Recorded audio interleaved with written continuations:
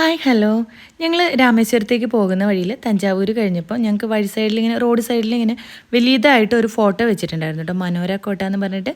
അപ്പോൾ അതെന്താണെന്നൊന്ന് പോയി നോക്കാമെന്ന് പറഞ്ഞിട്ട് ഞങ്ങൾ വന്നതാണ്.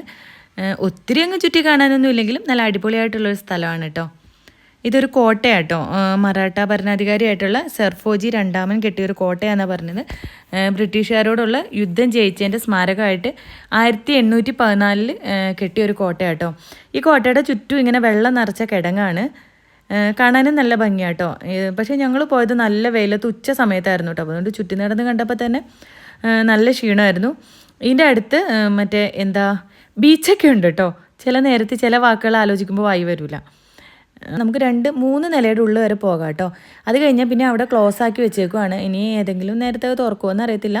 ഇവിടുന്ന് മുകളിൽ നിന്ന് നോക്കിക്കഴിഞ്ഞാൽ നമുക്ക് ബീച്ച്, കുട്ടികൾക്ക് കളിക്കാനുള്ള ചെറിയ പാർക്കൊക്കെ ഇതിനകത്തുണ്ട്.